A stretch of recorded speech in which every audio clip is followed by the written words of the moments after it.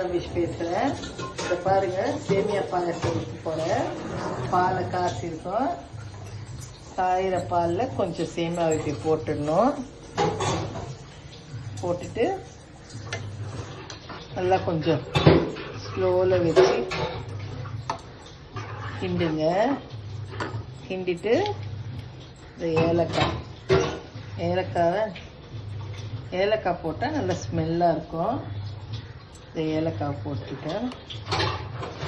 அப்புறம் குங்குமப்பூ டேஸ்ட்டுக்காக, குங்குமப்பூ போட்டாவே அது ஒரு தனி டேஸ்ட்டுங்க. பாருங்கள், நல்லா இதுலேயே மெல்ட் ஆகிடும் குங்குமப்பூ. இப்படி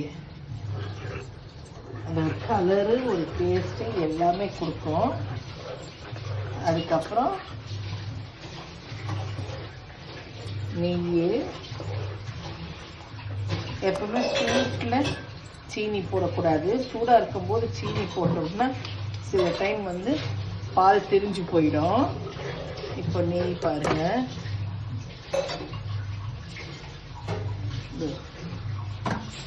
இந்த நெய்யில்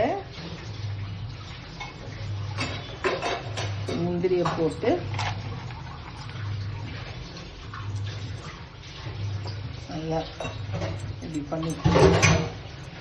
ரொம்ப இது பண்ண வேணாம்.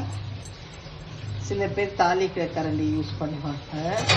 நான் அப்படியே இதுலேயே பண்ணிடுவேன். பாருங்கள், முந்திரி செவந்துடுச்சு. நல்லா முந்திரி செவந்துடுச்சு. இப்போ இது என்ன பண்ணோம், பாயசத்தில்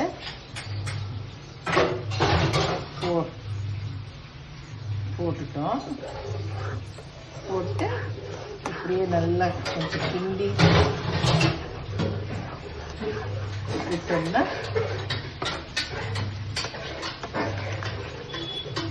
ரொம்ப சேமியா போடக்கூடாது. சூடு ஆறின உடனே கொஞ்சம் திக்காகும் இல்லைங்களா, அதுக்கு ரொம்ப சேமியா போட வேணாம். கொஞ்சம் கம்மியாக போட்டாவே போதும். அவ்வளோதான், சேமியா பாயசம் ரெடி.